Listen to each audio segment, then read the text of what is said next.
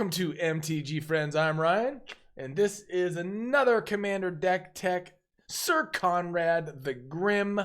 This is a very synergetic, very fun commander to play in mono black. It is a legendary creature, human knight for 5.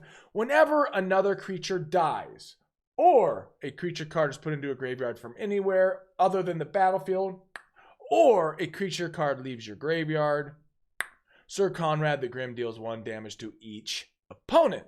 And then for 2, you can have each player mill a card. And the important thing here is that when any of these trigger, each opponent gets the damage. Don't forget that part. So as usual in all of our deck techs, we're going to look at the packages. Let's look at my packages.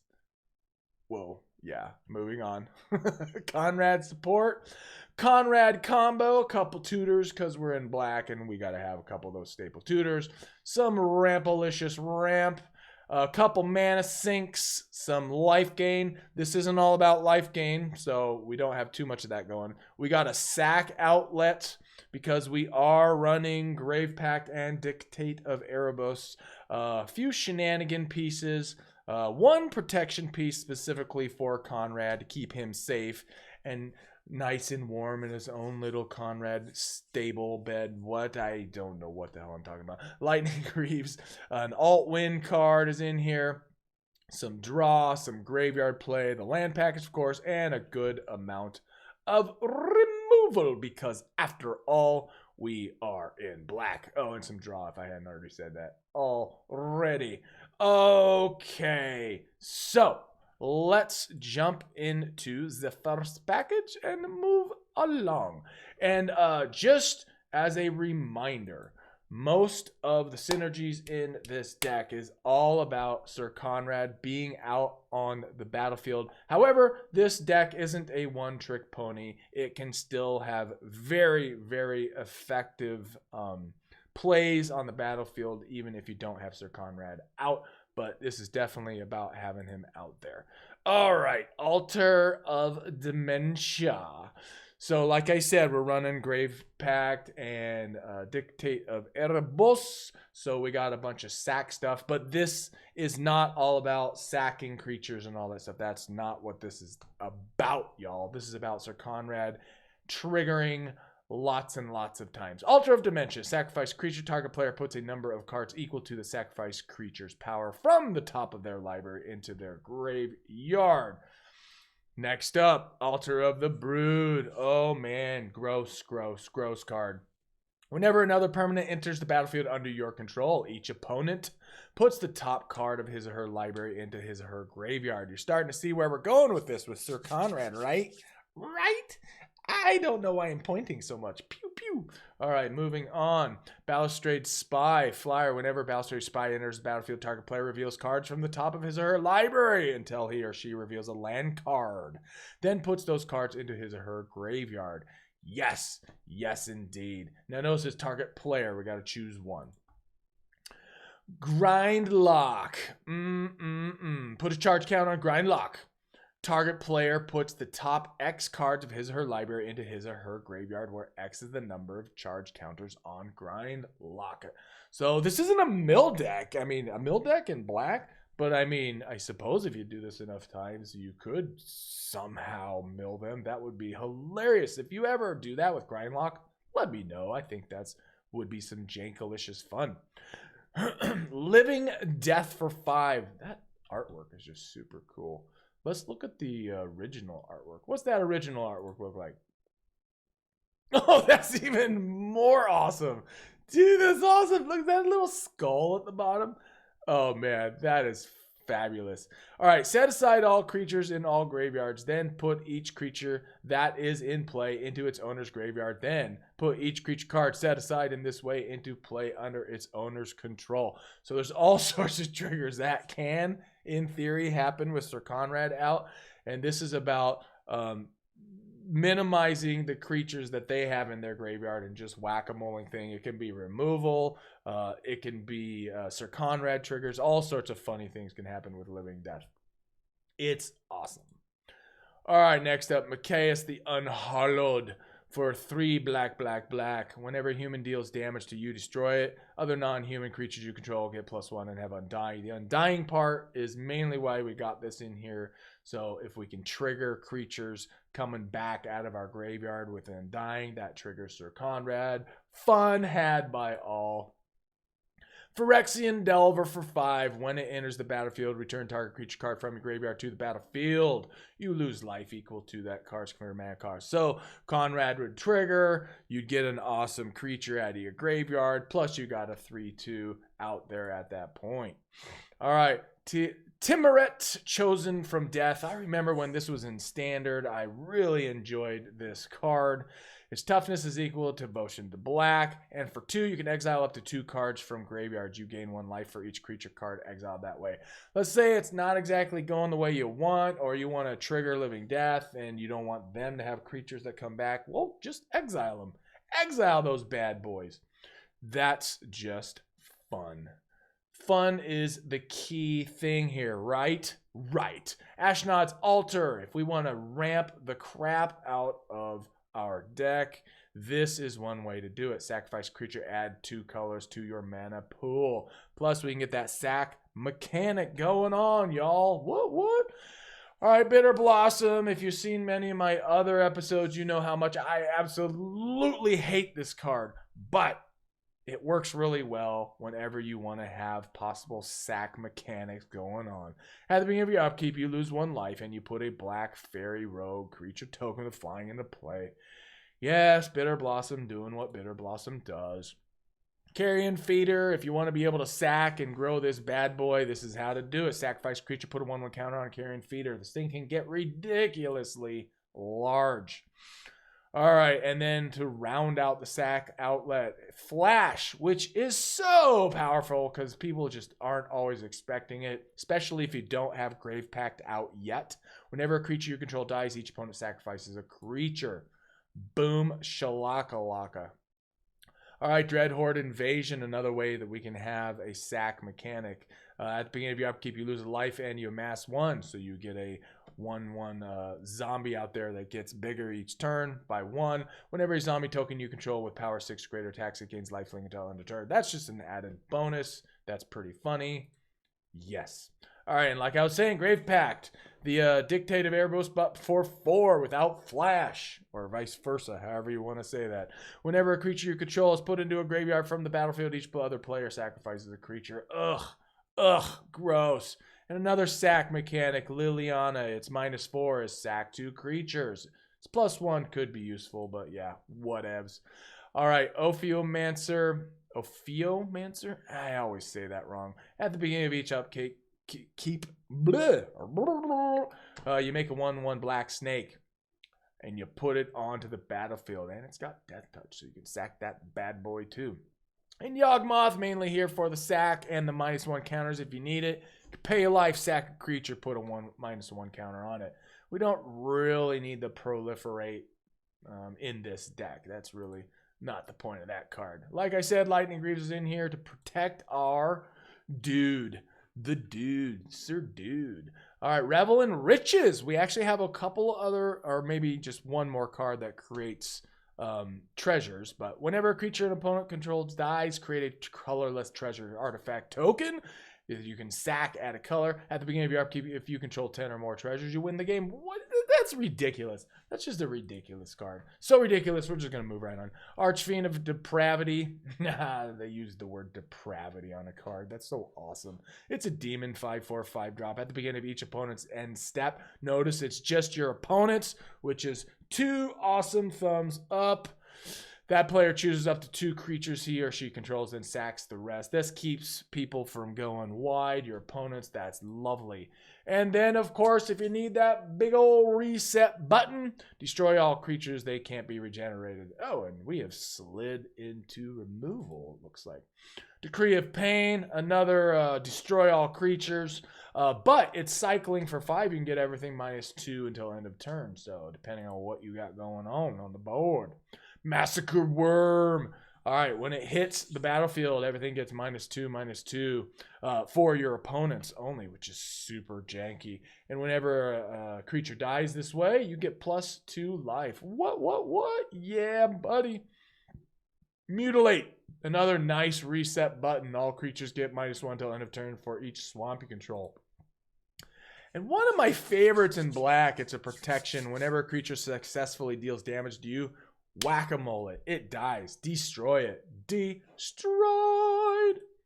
Yeah, buddy.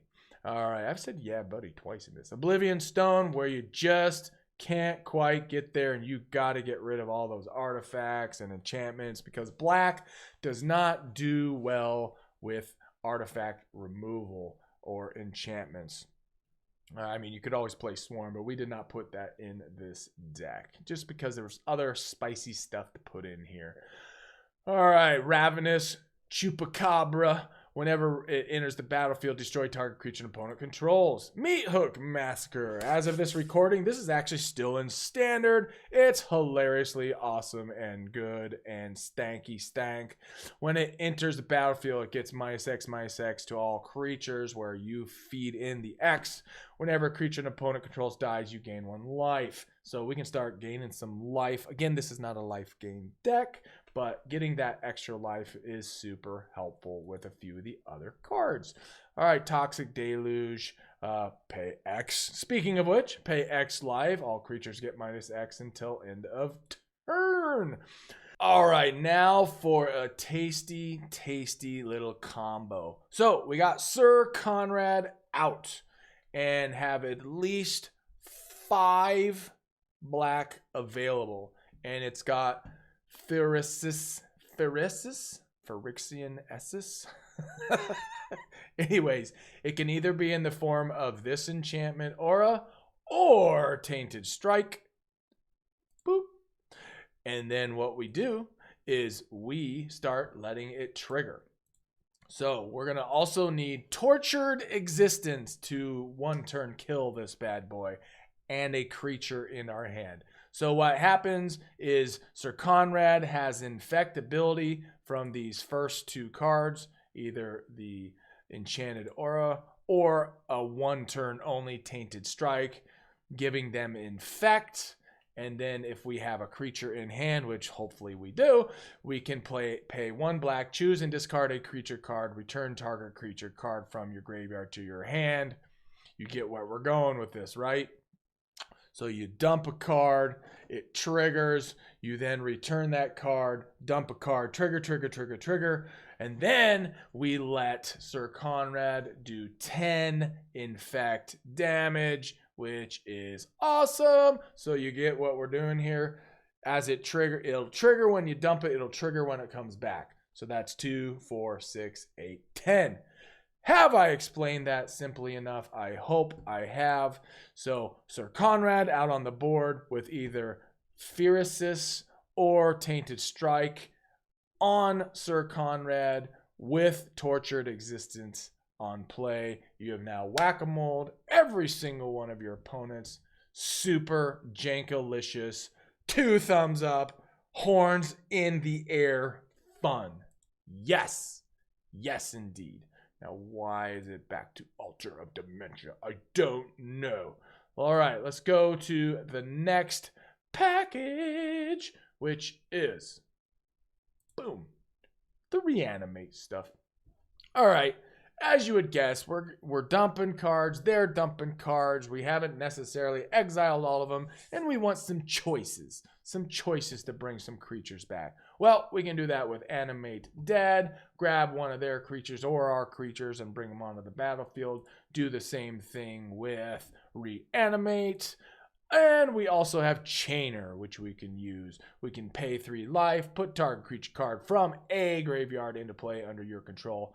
It's black and a nightmare, etc., etc. And when Chainer dies, that goes back to the graveyard.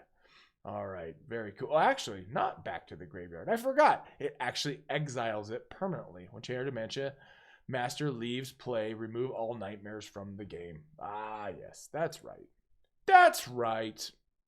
All right, we got a little bit of life gain going on, but Ayara, First of Locthwain, actually has a couple duties going on. Whenever it enters the battlefield under your control, each opponent loses 1 life and gain 1 life. Yay. And then you can sack another black creature, draw a card. So if we need that sack mechanic, we can also use Ayara. Ayara indeed. All right, Bolas Citadel. Of course, we got Bolas. It's mono black with a little bit of life gain, so we could really lever the crap out of this if we need to. You can look at the top of your library anytime. You can play the top of that card and pay life instead. And its secondary thing, which you usually won't do, you can sack 10 non-land permanents. Each opponent loses 10 life. You're probably not going to be doing that in this build. All right, a little bit more life. Whenever an opponent loses life, you gain that much life. So this can double up Sir Conrad's janky crap going on with all sorts of loving to the table. All right, we got Gary going on. Great Merchant of Asphodel. When it drops onto the battlefield, you gain life for how much devotion you got, and they lose life per how much devotion you got. So this can really gain you some serious life if you got more than 1 opponent. Very awesome staple in black.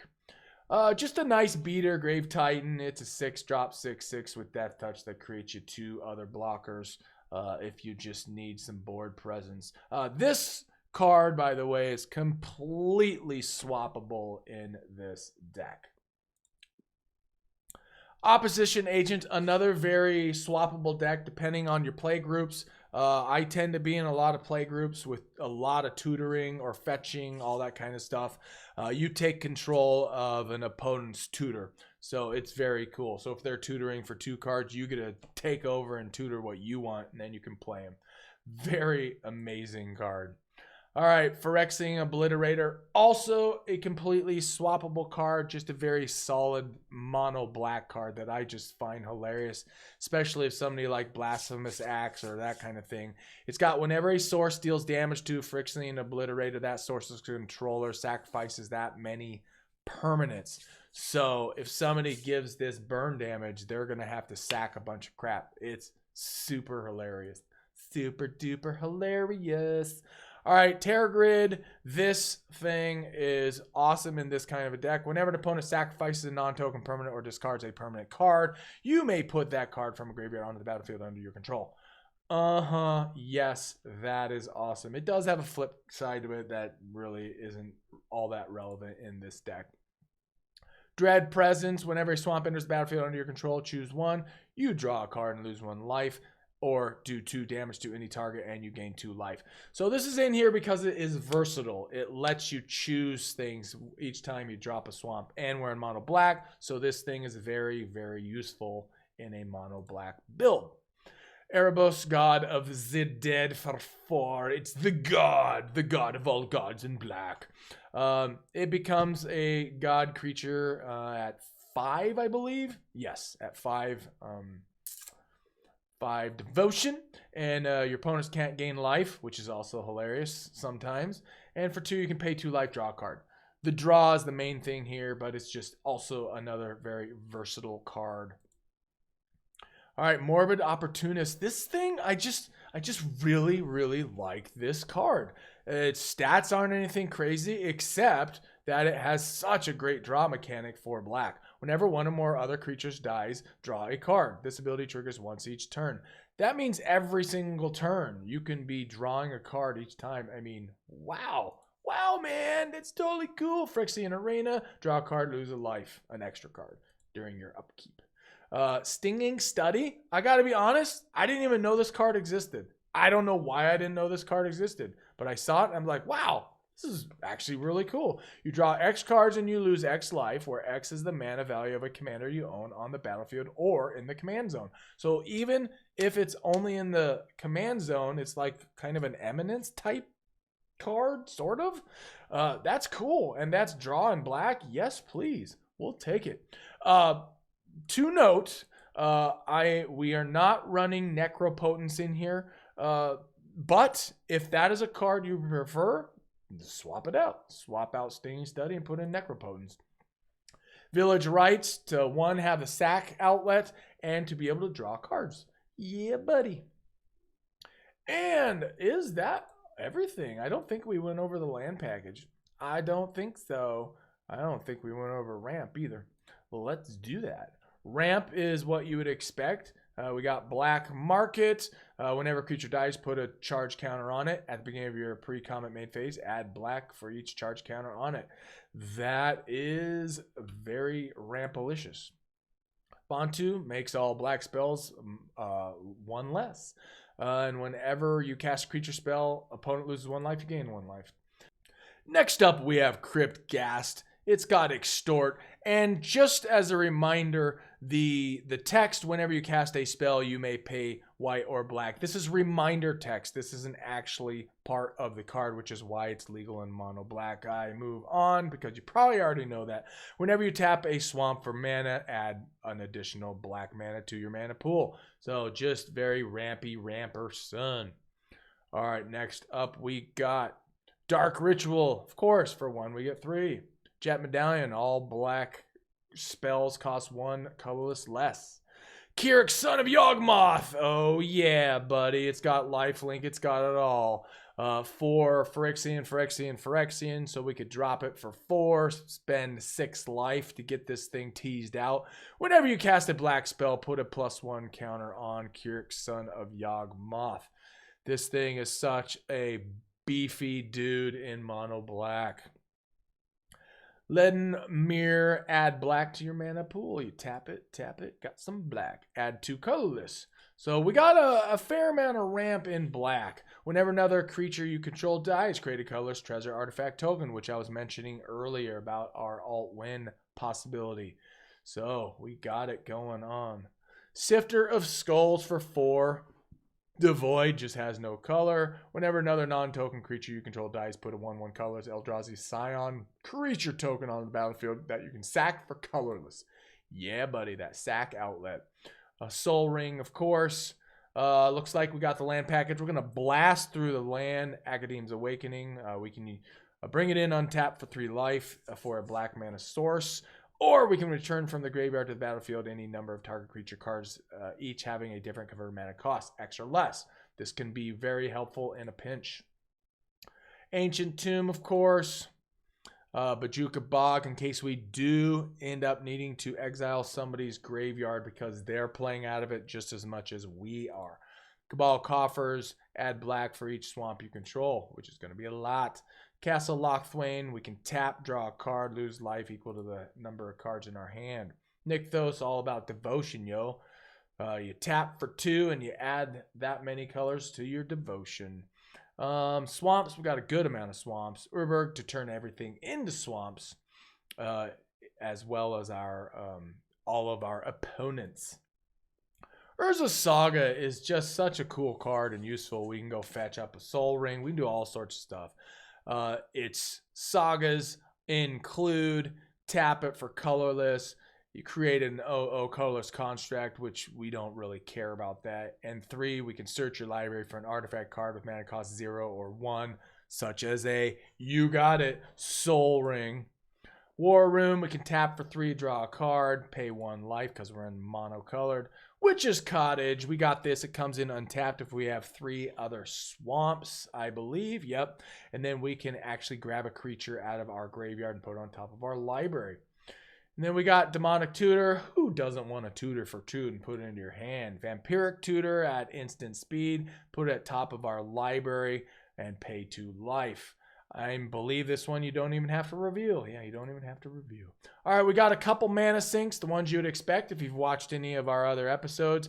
Exsanguinate, each opponent loses X life. You gain life equal to the life lost this way. So each opponent loses X, and you get that times 3 if you have 3 opponents. Pretty darn tootin' awesomelicious. Awesomelicious. Torment of Hailfire, if you just need to get it over that hump, and you got mana to spend. Repeat the following process X time. Black plaque X. Each opponent loses 3 life unless that player sacrifices a non-land permanent or discards a card. This can get out of hand so quick. It's hilarious. It's fun. All right, we got our second combo. Yeah, buddy. Bloodchief Ascension. If it's got 3 quest counters on it. All right, fine. We'll just read through the whole card. at the beginning of each end step. If an opponent lost 2 or more life this turn, you may put a quest counter on Bloodchief Ascension. Whenever a card is put into an opponent's graveyard from anywhere, if Bloodchief Ascension has 3 or more quest counters on it, you may have that player lose 2 life. If you do, you gain 2 life. So here's the combo. Assume it has 3 quest counters on it. That means Mind Crank is out too. Whenever an opponent loses life, that player puts that many cards from the top of his or her library into his or her graveyard. So this goes infinite, folks, because when that triggers, then Bloodchief Ascension triggers. When Bloodchief Ascension triggers, Mind Crank triggers. And then you have the win for the win. I don't know, that's a V, not a W. But you get it. You get it, right? I know I get it. It's just that whether or not you get it. All right, we went through ramp. We went through Conrad's support. We went through graveyard play. Life. I think we've hit it all, folks. Have we hit it all? I believe so. Yes, indeed we have. Yes, indeed we have. Wow, thanks for tuning in to me singing all goofy. All right, Sir Conrad the Grim. Very fun, very enjoyable commander to play. Yes, indeedly do. All right, wow. I have really struggled with the English language in this episode. But that's all right. That's all right, folks. All right, thanks for tuning in. Thanks for being a supporter. Rock on to the break of dawn. Peace.